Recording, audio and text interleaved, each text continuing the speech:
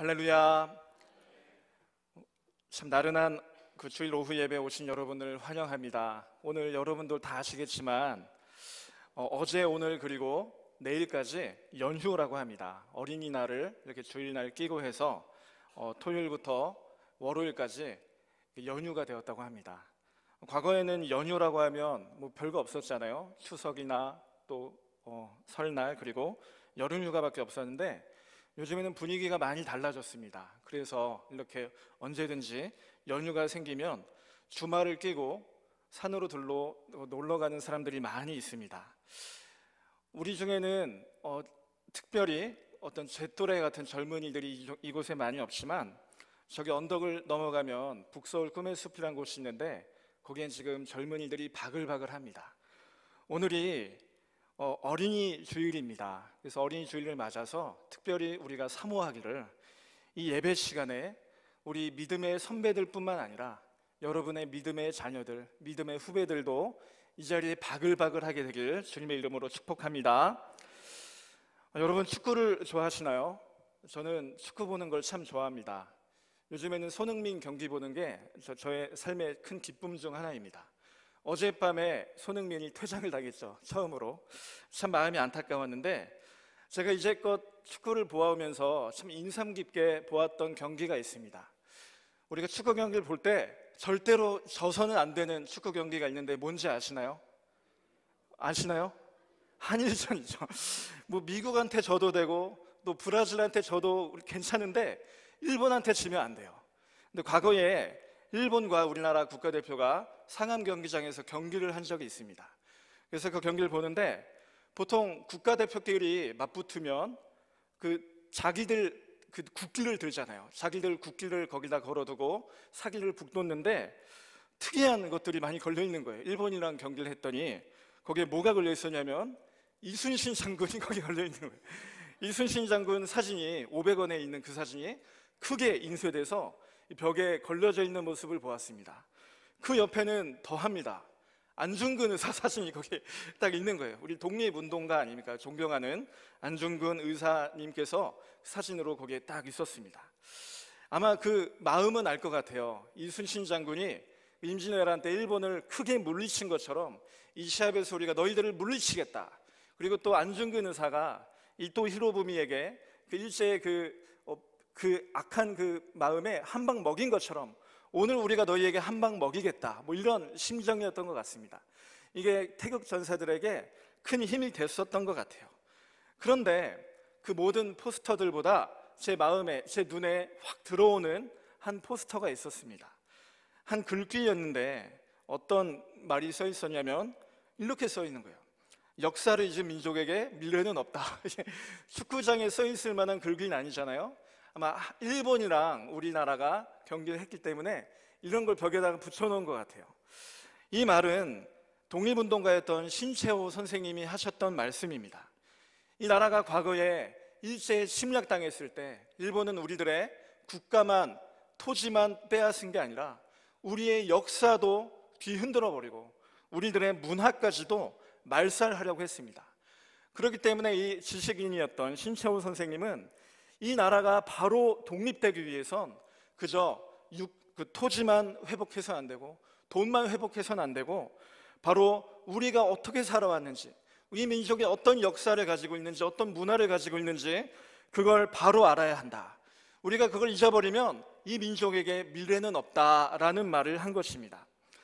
이 글을 보면서 축구 대표 선수들이 얼마나 큰 힘을 얻었는지 모르겠습니다.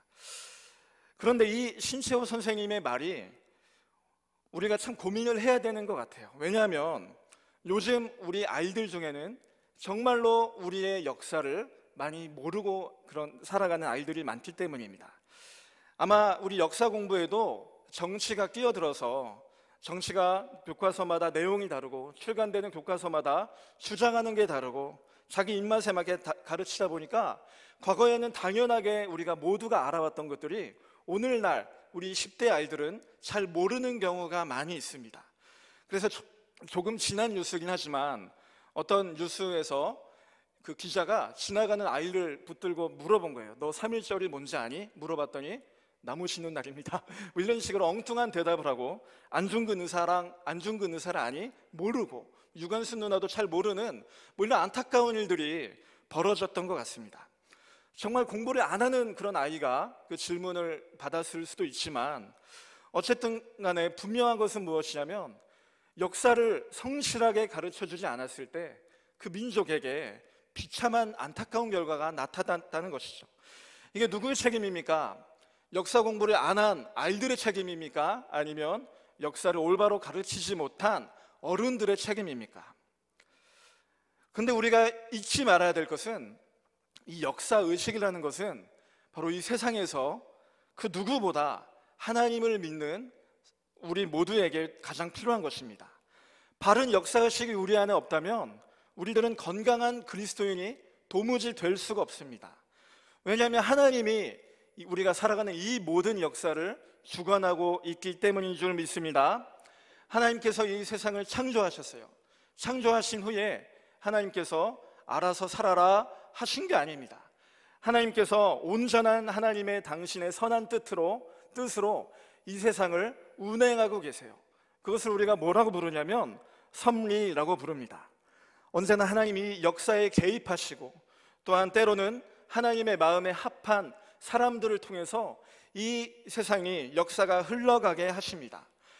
그렇기 때문에 우리는 이 역사가 어떻게 진행되는지 바로 알지 못하면 신채호 선생님이 말한 것처럼 역사를 모르는 민족은 미래가 없는 것처럼 우리들에게도 정말 미래가 없는 것입니다. 하나님이 우리 가운데 행하신 놀라운 역사들을 우리가 알지 못하면 그 그리스도인에겐 성장도 없고 부흥도 없고 하나님이 우리에게 행하실 다음 단계로 나아갈 수가 없다는 것입니다. 오늘 우리가 읽은 이 말씀은 신명기 말씀입니다. 신명기 말씀은 모세오경의 마지막 책이에요. 이 신명기는 주로 모세의 유언이라고도 알려져 있습니다. 이제는 40년의 출애굽부터 시작해서 40년의 광야 생활을 다 마치고 하나님께서 그들에게 약속하신 그 약속의 땅을 정말로 눈앞에 두고 그 눈앞에서 지난날 우리가 어떻게 살아왔는지, 우리가 또 이제 그 땅에 나아가서 어떻게 살아야 하는지 총정리하는 게 바로 신명기의 말씀입니다. 그래서 오늘 우리가 읽은 말씀 6장 이전의 말씀을 보면 출애굽한 그 시점으로부터 바로 이 지금 아라바 광야 그 약속의 땅 바로 눈앞까지 어떻게 살아왔는지, 어떤 하나님의 어떤 역사를 이루었는지 그거를 길게 설명하고 있어요. 얼마나 놀라운 시간들이 이 이스라엘 백성의 삶에 있었습니까? 출애굽할 때에 하나님께서 이집트에 10가지의 재앙을 내리셨습니다. 그 마지막 재앙은 우리가 다 알고 있다시피 모든 집안에서 난 장자의 죽음이었습니다. 끔찍한 비참한 일이 그 땅에 일어난 것이죠. 그런데 그 죽음의 재앙에서 벗어날 수 있는 유일한 방법이 무엇입니까? 바로 하나님이 알려주신 것처럼 그 죽음을 대신할 어린 양을 죽여서 그 피를 문설주에 바르는 것이었습니다. 하나님께서는 그 백성을 이렇게 생생한 방법으로 교육하신 거예요. 너의 죽음을 대신할 또 다른 죽음이 있고, 그리고 또 이 죽음은 나중에 예수님을 예표하는 것 아니겠습니까? 하나님께서는 그저 단순한 방법으로 이 백성을 교육한 게 아니라 이런 실제적이고 실감나는 방법으로 광야에서 또 이집트에서 그 백성을 교육하셨습니다. 이집트에서 모든 장자가 죽고 나서 이 백성이 한밤중에 이 애굽을 빠져나옵니다. 빠져나올 때 이 백성들이 어떤 행동을 하냐면 바로 도망갔어야 되기 때문에 발효시킬 시간도 없이 무교병을 만들어가지고 그 땅을 빠져나와요. 이 얼마나 실감나고 긴박한 상황입니까? 여러분 같으면 여러분이 이런 이집트를 빠져나왔던 이스라엘 백성 중에 한 명이었다면 평생 이 기억을 잊어버리실 수 있겠습니까? 장자가 죽었던 그날 밤에 하나님의 명령을 따라 긴급하게 쓴나무를 챙기고 무교병을 챙기고 그 땅을 빠져나왔던 그날 밤을 도무지 잊을 수 없을 것입니다. 그뿐만 아닙니다. 바로 이집트를 빠져나갔더니 자기들을 눈앞에 가로막고 있는 것이 거대한 바다입니다. 하지만 하나님께서는 그때도 그들에게 동행하여 주셔서 바다를 가르셔서 바다 가운데 마른 길로 이 백성을 인도해 나가셨습니다.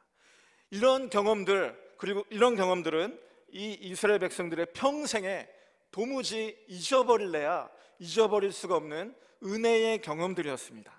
낮에는 구름 기둥이 이스라엘 민족을 따가운 태양으로부터 보호해주고, 밤에는 불 기둥이 그들을 추위로부터 보호해 주었습니다. 먹을 것이 하나 없는 그 광야 한가운데서 이스라엘 백성들은 매일마다 하늘에서 음식이 내려와 배불리 먹을 수 있었습니다. 만나뿐만이 아니라 하나님께서 특별히 그들에게 메추라기까지 허락하신 그런 놀라운 은혜가 있었습니다. 도무지 그들이 이길 수 없는 전쟁에서도 하나님은 그들을 대신하여 전쟁하셔서 이 이스라엘 민족은 광야 가운데 승리를 하며 나아갈 수 있었던 것입니다. 그렇게 해서 40년이라는 광야 생활을 마치고 이제는 정말 한 발자국만 더 가면 약속의 땅에 들어가는 바로 그런 현장에 이스라엘 백성들이 와 있습니다. 그때 하나님께서 산전수전 다 겪었던 이스라엘 백성들을 향해서 가장 엄중한 목소리로 말씀하시는 게 바로 오늘의 말씀인 것입니다.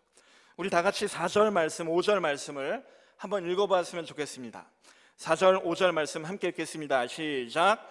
이스라엘아 들으라. 우리 하나님 여호와는 오직 유일한 여호와시니 너는 마음을 다하고 뜻을 다하고 힘을 다하여 내 하나님 여호와를 사랑하라. 아멘.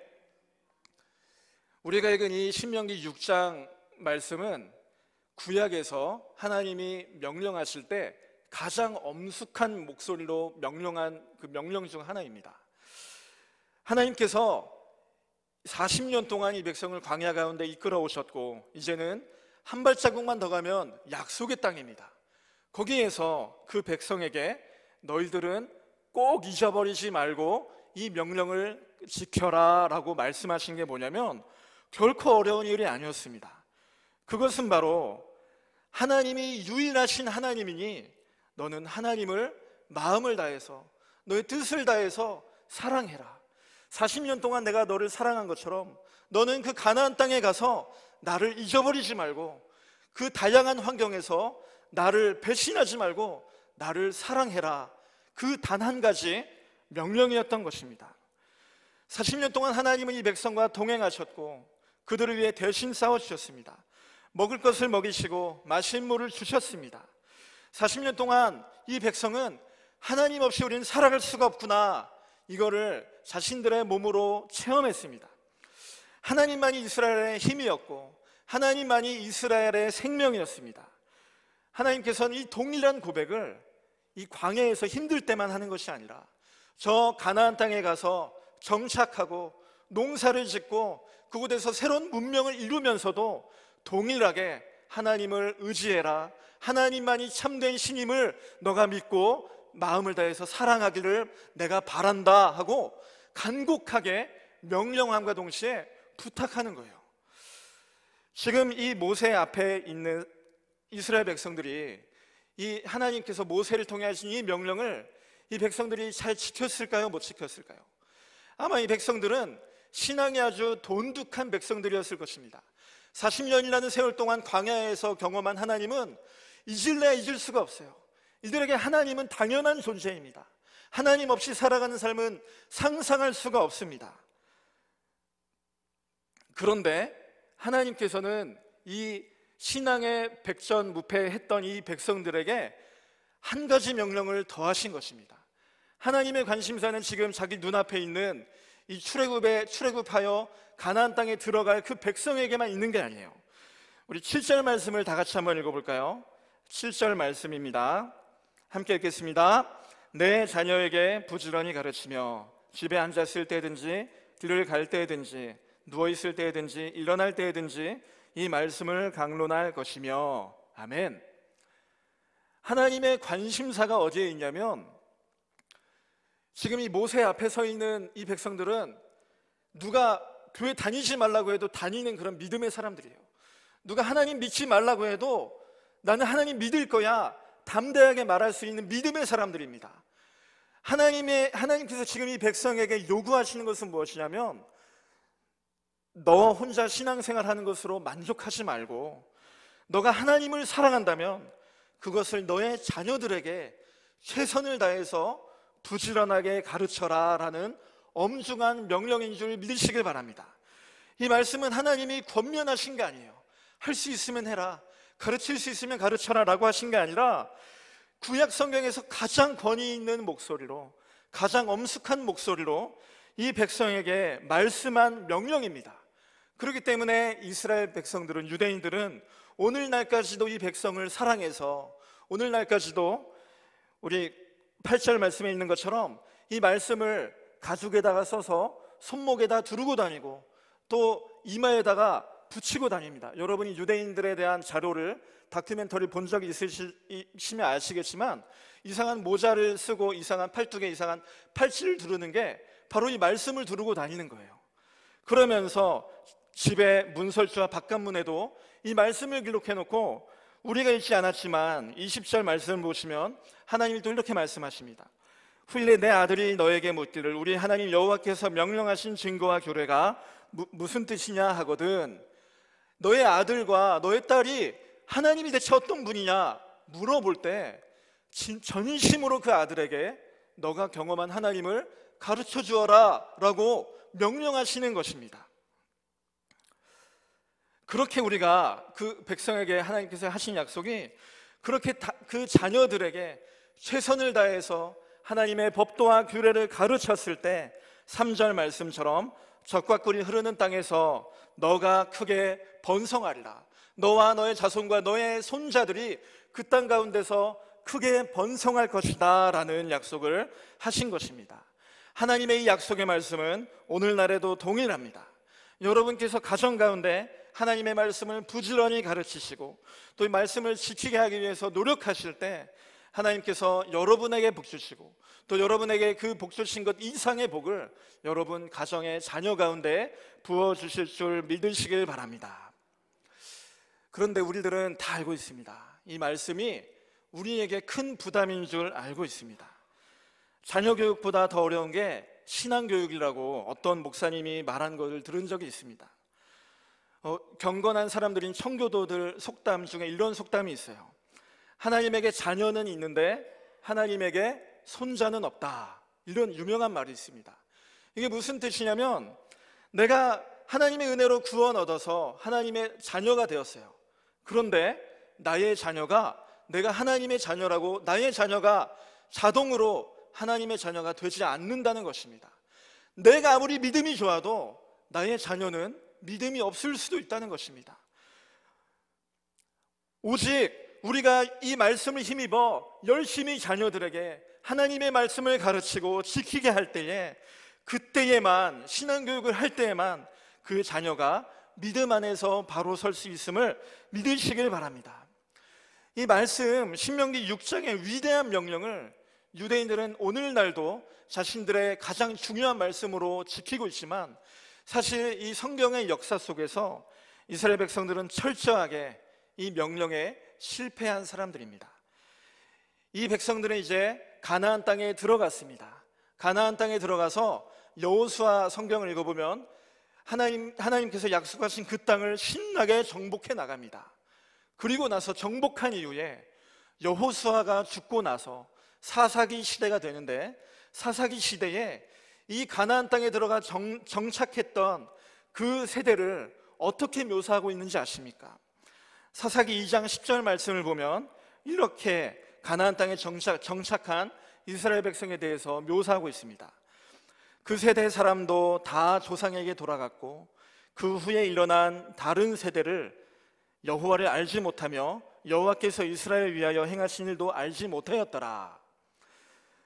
여호수아가 죽고 나서 그 다음 세대가 일어나서 믿음으로 살아가야 되는데, 성경은 뭐라고 말하고 있냐면 다음 세대라고 하지 않고 다른 세대, 하나님을 알지 못하는 사람들이 그 땅 가운데 생겨났다. 하나님과 나는 상관이 없다라고 말하는 자녀들이 그 땅 가운데 충만하게 되었다라고 말하는 것이었습니다. 믿음이 좋았던 믿음의 선배들이 많았습니다. 갈렙도 있었고 여호수아도 있었고, 하나님을 의지해서 여리고성을 무너뜨렸던 믿음의 용사들이 그들 가운데 즐비했었습니다. 그 사람들은 그들의 생애를 통해 하나님을 경험했습니다. 그러나 이 말씀을 너희의 자녀들에게 가르치라. 이 엄중한 말씀에는 실패했었던 것 같습니다. 그 자신들의 삶에는, 자신들의 신앙은 훌륭했지만 그 자녀들의 삶은 성경이 묘사하기를 그들은 더 이상 하나님과 상관이 없는 세대가 되었다. 다음 세대가 되어서 하나님의 놀라운 역사를 이어간 게 아니라 다른 세대가 되어서 절단이 되어버렸다라고 성경은 묘사하고 있는 것입니다. 저는 이 사사기 2장 말씀이 성경에서 가장 슬픈 구절인 것 같아요. 이 한 구절 구절마다 하나님의 표정이 느껴지는데 이 사사기 2장 10절의 말씀에는 하나님의 안타까운 표정이 느껴집니다. 그렇다면 오늘날 우리들은 어떻습니까? 이 말씀을 우리에게 한번 적용해 볼까요? 여러분, 가정 안에서 이 하나님의 엄중한 명령을 지켜 신앙교육을 성실하게 하고 계십니까? 우리 교회는 어떻습니까? 여러분 모두가 혹시 이런 생각을 하실 수도 있습니다. 그건 이 목사 당신 책임이야 라고 마음속에 생각하실 수도 있습니다. 하지만 여러분 모두가 이 말씀에 걸려 계십니다. 우리 모두는 교회에 나오는 우리 다음 세대들, 어린아이들의 영적인 선배이고 영적인 부모가 되신 줄 믿으시기 바랍니다.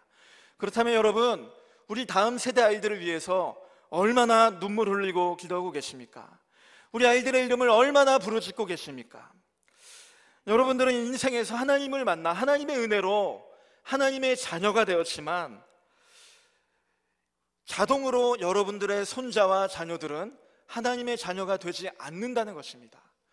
우리들은 믿음이 좋았지만 나의 자녀와 우리 교회 다음 세대들이 자동으로 하나님의 자녀가 되지 않는다는 것입니다. 이 신명기 6장의 말씀처럼 성실하게 하나님의 말씀을 지켜 행하게 가르칠 때에야, 그때에야 우리 자녀들이 하나님의 자녀가 된다는 것입니다. 저 교회 밖의 세상을 여러분 한번 보십시오. 저는 가끔 이 교회 밖의 세상을 보면 무시무시합니다. 우리 선배 목사님들이 가끔 이런 말씀을 해주십니다. 이 목사를 보면 불쌍하다는 거예요. 지금도 힘든데 이 목사가 나중에 목회를 더 본격적으로 할 때는 정말 힘들 거야 라고 격려를 해주십니다. 저는 근데 그 동일한 마음이 우리 유년부 아이들을 볼 때 마음이 뭉클해요.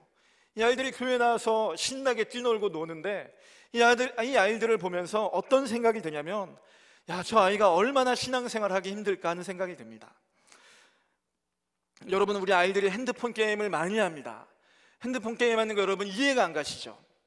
이 조그만 핸드폰이 뭐가 재밌겠어요? 이러고 맨날 있는데 왜 핸드폰 게임을 하는지 아십니까? 핸드폰 게임 하나 제대로 된 거 만드는데 얼마 드는지 아세요? 100억이 들어요. 100억을 들여서 이 게임을 만듭니다. 100억은 요즘에 100억도 그렇게 큰 돈이 든 게 아니라 뭐 얼마 전에 보았더니 400억 들은 게임이 생겼다, 여러 가지 뉴스를 본 적이 있어요. 우리 교회 와서 아이들을 이 말씀 가지고 가르치는데 400억 들여서 만든 게임이 그걸 방해하고 있는 거예요.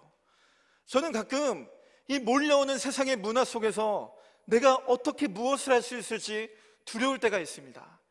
여러분, 얼마 전에 영화 한 편이 개봉했습니다. 어벤져스라는 영화 여러분 혹시 아시나요? 아, 여기 많이 보신 것 같네요, 생각보다. 이 어벤져스라는 영화가 10대, 20대, 30대, 40대까지는 다 보는 것 같아요. 이 문화에 완전히 젖어 있습니다. 이 어벤져스를 안 보면 대화가 안 돼요. 근데 하다 어떤 일이 발생했냐면 얼마 전에 뉴스를 보았더니 군인이 이 영화를 보고 싶어서 탈영했다는 거예요. 이게 말이 됩니까? 좀 이상해지고 있는 거예요. 우리 교회 밖의 문화가 그렇게 흘러가고 있습니다. 우리 아이들이 교회에서는 말씀 잘 듣고 목사님, 전도사님이 하는 말 그냥 다 받아들이는 것 같지만 바로 다음날 학교 가서 접하는 문화가 400억을 들여 만든 게임과 또 파괴적인 문화들과 대중매체들과 우리가 이해할 수 없는 일들을 우리 아이들이 경험하고 있다는 걸 여러분들이 아셔야 됩니다. 그 아이들을 우리가 가르칠 때 우리의 손에 들려있는 건 말씀밖에 없는데, 우리의 손에 들려있는 건 작은 교구밖에 없는데 우리가 때로는 어떻게 해야 될까 고민될 수도 있다는 것입니다. 여러분들은 어떻습니까? 오늘 이 예배 시간에 앉아 계신 성도님들을 제가 이 앞에서 보면은 이제는 인생 중반기는 많이 넘기신 우리 형님 누님들이 많이 앉아 계신 것 같아요. 아마 우리 신명기 6장에 모세 앞에 있었던 40년의 광야 생활을 거쳤던 그 믿음의 그 백전 노장들이 아마 우리와 동일한 입장이었던 것 같습니다. 하지만 하나님께서는 40년 광야 생활을 했던 그 백성들에게 잘했다, 수고했다 라고 말하지 않으시고 엄중한 목소리로 말씀하셨습니다. 너희들이 하나님을 사랑한 것처럼 너희의 자녀들도 하나님을 사랑하게끔 너희들이 가르쳐야 한다. 너희들이 그 말씀을 지킨 것처럼 너희 자녀들이 그 말씀을 생명 다해 지킬 수 있도록 너희들이 가르쳐야 된다. 그렇지 않으면 그 가나안 땅에 들어가서 망할 수밖에 없다라고 그 모세를 통해 하나님이 목청껏 말씀하신 것입니다. 이 하나님의 선명한 말씀 앞에 순종하실 수 있는 주님의 믿음의 사람들 다 되시길 주님의 이름으로 부탁드립니다. 지금 말씀을 정리하면서 우리 이제 교육부서에서 오늘부터 한 달 동안 다음 세대 전도 축제가 진행되는 걸 조금 말씀드리고자 합니다. 오늘 우리 교육부서에선 각 부서마다 이제 한 달 동안 열심히 전도하겠습니다 라고 선포식을 했습니다. 유치부부터 고3까지 각 부서에서 손을 번쩍 들면서 흔들면서 전도하자 전도하자 이렇게 했어요. 우리 유년부 아이들 하는데 얼마나 귀여웠는지 모릅니다. 평소에 전도하라고 하면 다 교회 다니는데요 이러는데 오늘따라 우리 아이들이 전도하겠다고 막 자발적으로 말을 해서 얼마나 이뻤는지 모릅니다.